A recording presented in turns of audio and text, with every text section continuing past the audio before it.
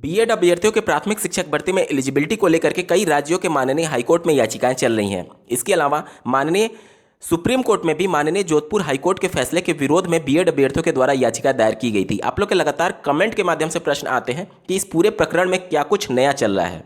इस वीडियो के साथ बने रहिएगा। पूरे देश भर में प्राथमिक शिक्षक भर्ती में बीएड अभ्यर्थियों के एलिजिबिलिटी और एनसीटी कि 28 जून 2018 के गजट को लेकर के क्या कुछ हो रहा है, इसके बारे में इस वीडियो में डिटेल में बात होगी। अंत तक बने रहिएगा। नमस्कार दोस्तों, मेरा नाम है नीरज और आप देख रहे हैं करियर बिट यूट्यूब चैनल। अगर आप इस चैनल पर पहली बार विजिट कर रहे हैं तो इसको सब्सक्राइब करते हुए बेल आइकन को प्रेस करना ना भूलें। दिनांक 20 जनवरी 2022 को माननीय कलकत्ता हाईकोर्ट में भी बीएड और डीएलएड अभ्यर्थियों के विवादित मामले को लेकर के अहम फैसला आने वाला प्रस्तावित है। आप स्क्रीन पर देख पा रहे होंगे फॉर ऑर्डर्स, और 20 जनवरी 2022 को ये फैसला माननीय कलकत्ता हाईकोर्ट के द्वारा दिया जाना प्रस्तावित है। माननीय कलकत्ता हाईकोर्ट के द्वारा फैसला कुछ भी दिया जाए या फिर किसी के भी फेवर में दिया जाए, पूरे देश भर में इस मामले को लेकर के क्या चल रहा है ये जानना और समझना बेहद जरूरी है। जैसा कि आपको ज्ञात होगा, माननीय जोधपुर हाईकोर्ट के फैसले के बाद से राजस्थान के बीएड अभ्यर्थियों के द्वारा इस पूरे मामले को माननीय सुप्रीम कोर्ट में चैलेंज किया गया था, लेकिन अभी तक एनसीटी और केंद्र सरकार के द्वारा माननीय जोधपुर हाईकोर्ट के फैसले के विरोध में माननीय सुप्रीम कोर्ट में चैलेंज नहीं किया गया, जिसकी वजह से राजस्थान के बीएड अभ्यर्थियों के द्वारा इस पूरे मामले को लिस्ट नहीं कराया जा रहा था। क्यों? क्योंकि उनका पक्ष काफ़ी कमजोर हो जा रहा था। जब तक एनसीटी और केंद्र सरकार इस मामले को अपने स्तर से पैरवी नहीं करते हैं माननीय सुप्रीम कोर्ट में। देखिए, चूंकि ये कानून था, एनसीटी का आदेश दिया था केंद्र सरकार ने। अब बीएड जो है ये इसमें थर्ड पार्टी है। जब भी सुनवाई होगी तो माननीय सुप्रीम कोर्ट के द्वारा माननीय सुप्रीम कोर्ट में बीएड के अब वकीलों से ये पूछा जाएगा कि आखिर आप किस आधार पर लड़ रहे हैं। कानून तो रद्द हुआ है एनसीटी का, एनसीटी अपने कानून को बचाने के लिए पक्ष नहीं रख रही है। केंद्र सरकार ने जो आदेश दिया था वो अपना पक्ष नहीं रख रहे हैं, तो आप किस आधार पर लड़ रहे हैं। देखिए, ये पक्ष उसी प्रकार से कमजोर हो जाता है जिस प्रकार से जब 28 जून 2018 का गजट एनसीटी के द्वारा जारी किया गया था, तो अन्य राज्यों में जो बीटीसी वाले अभ्यर्थी बीएड को चैलेंज कर रहे थे कि इनको प्राथमिक शिक्षक भर्ती में ना शामिल किया जाए, तो उसी गजट को आधार बना करके जो पूरे मामले को कोर्ट के द्वारा बीएड के फेवर में फैसला दिया जाता था। लेकिन अब चूंकि वो गजट ही रद्द हो गया है और उस गजट को बचाने का जो अधिकार है या फिर जिसको चैलेंज करने का अधिकार है, या तो केंद्र सरकार कर सकती है या तो एनसीटी खुद कर सकती है। बीएड अभ्यर्थी उस गजट के आधार पर सम्मिलित हुए थे, इस वजह से वो थर्ड पार्टी में है। इस वजह से वो चैलेंज तो कर दिए हैं, लेकिन उनका पक्ष काफ़ी कमजोर है और इसी वजह से बीएड अभ्यर्थियों के द्वारा इस केस में अर्जेंसी फाइल नहीं की जा रही है। देखिए, माननीय सुप्रीम कोर्ट में कई याचिकाएं चलती रहती हैं। इस वजह से कोई भी याचिका, जब नई याचिका दायर होती है तो उसको सुनवाई कराने के लिए एक अर्जेंट केस फाइल करना पड़ता है कि इस केस में कुछ अर्जेंट है, इसको लिस्ट करिए सुनवाई के लिए। और जब तक आप कुछ अर्जेंसी फाइल नहीं करेंगे तब तक वो केस लिस्ट करके सुनवाई नहीं किया जाता है। बीएड अभ्यर्थियों के द्वारा अभी तक केंद्र सरकार और एनसीटी का ही वेट किया जा रहा था कि उनके द्वारा भी इस केस में फाइल कर दिया जाए ताकि उनका पक्ष मजबूत हो।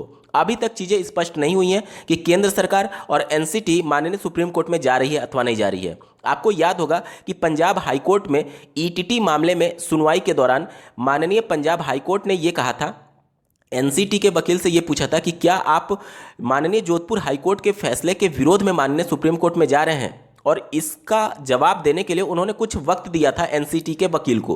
अभी तक एनसीटी ने यह कंफर्म नहीं किया है कि वो माननीय सुप्रीम कोर्ट में जा रहे हैं अथवा नहीं जा रहे हैं, क्योंकि पंजाब हाईकोर्ट के द्वारा जो सवाल पूछा गया था एनसीटी के वकील से, वो माननीय जोधपुर हाईकोर्ट के फैसले के आधार पर पूछा गया था। और जहां भी सुनवाई हो रही है वहां पर माननीय जोधपुर हाईकोर्ट के फैसले को अहम कड़ी माना जा रहा है, क्योंकि आप लोगों ने देखा होगा कि हिमाचल प्रदेश में माननीय शिमला हाईकोर्ट के द्वारा जो बीएड के फेवर में फैसला दिया गया था, माननीय जोधपुर हाईकोर्ट के फैसले के आधार पर अपने ही फैसले पर उन्होंने रोक लगा दिया। माननीय शिमला हाईकोर्ट ने अपने ही फैसले, जिसमें उन्होंने बीएड को प्राथमिक शिक्षक भर्ती में पात्र माना था, उस पर रोक लगा दिया माननीय जोधपुर हाईकोर्ट के फैसले के बाद से। तो किसी भी राज्य में जो प्रक्रिया चल रही है उसमें माननीय जोधपुर हाईकोर्ट का फैसला बहुत अहम रोल अदा कर रहा है, क्योंकि माननीय जोधपुर हाईकोर्ट ने 28 जून 2018 के गजट को ही रद्द कर दिया, जिसके आधार पर बीएड अभ्यर्थी प्राथमिक शिक्षक भर्ती में पात्रता को लेकर के चैलेंज कर रहे थे। अब जैसा कि आपको ज्ञात होगा, एक केंद्रीय मंत्री के द्वारा इस पूरे प्रकरण में सुप्रीम कोर्ट में चैलेंज करने के लिए बात कही थी। उसके बाद से पंजाब के अभ्यर्थियों के द्वारा पूरा जोर शोर से उनका विरोध किया गया, आप लोगों ने देखा होगा सोशल मीडिया साइट्स पर। इसके अलावा राजस्थान में भी बीजेपी कार्यालय पर जो बीएसटीसी के अभ्यर्थी हैं वो विरोध प्रदर्शन करते रहे कि केंद्र सरकार इस मामले को लेकर के माननीय सुप्रीम कोर्ट में ना जाए। अब आखिर केंद्र सरकार इस मामले में चुप्पी क्यों साधी हुई है? तो इसका सीधा सा और प्रमुख कारण ये है कि इस समय 5 राज्यों में चुनाव हो रहे हैं, जिसमें उत्तर प्रदेश और पंजाब भी शामिल है। पंजाब में पहले ही विरोध हो रहा है और उत्तर प्रदेश में जो चुनाव प्रभारी हैं वो केंद्रीय शिक्षा मंत्री श्री धर्मेंद्र प्रधान जी को बनाया गया है। अब आप सोच लीजिए कि एक फैसले के आधार पर उनका पूरा राजनीतिक रूप से किस प्रकार से हानि हो सकता है। केंद्रीय शिक्षा मंत्री निश्चित तौर पर किसी पार्टी विशेष से जुड़े हुए हैं, बीजेपी से जुड़े हुए हैं। इस वजह से वो इस समय कोई ऐसा फैसला नहीं लेना चाहते हैं जिसकी वजह से कोई एक वर्ग विशेष का बालक या फिर वर्ग विशेष के छात्र उनके विरोध में आए इस चुनावी प्रक्रिया के दौरान। इस वजह से बीएड और बीटीसी मामले पर अभी तक केंद्र सरकार और एनसीटी की तरफ से कोई भी अंतरिम रूप से फैसला नहीं लिया जा रहा है कि माननीय जोधपुर हाईकोर्ट के फैसले के विरोध में सुप्रीम कोर्ट जाना है या फिर एनसीटी के जो गजट को रद्द किया गया है उसके आधार पर पूरे देश भर में प्रक्रिया को लागू करना है। चुनाव होने के बाद आप लोग देखेंगे कि सभी चीज़ें प्रक्रिया धीरे धीरे स्पष्ट होने लगेगी। केंद्र सरकार भी एक डिसीजन पर पहुंचेगी कि वो बीएड अभ्यर्थियों को प्राथमिक में रखना चाहती है अथवा नहीं रखना चाहती है, या फिर जोधपुर हाईकोर्ट के फैसले के आधार पर ही एनसीटी को नोटिफिकेशन जारी करने के लिए आदेश दे देती है कि बीएड अभ्यर्थियों को पात्र माना जाए अथवा ना माना जाए।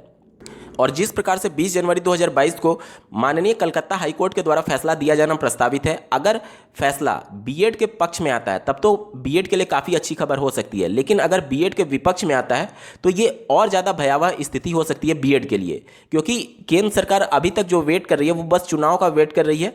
चुनाव के बाद कुछ बड़ा फैसला ले सकती है, या तो बीएड के पक्ष में लेगी तो निश्चित तौर पर डीएलएड वाले खिलाफ होंगे, और अगर डीएलएड के पक्ष में लेगी तो बीएड वाले खिलाफ होंगे। इस वजह से अभी कोई उनके खिलाफ ना जाए चुनावी माहौल में, इस वजह से अभी तक केंद्र सरकार शांत बैठी हुई है।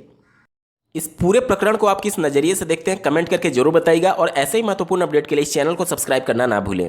इस वीडियो को देखने के लिए आपका बहुत बहुत धन्यवाद। भगवान करे आपका दिन शुभ हो।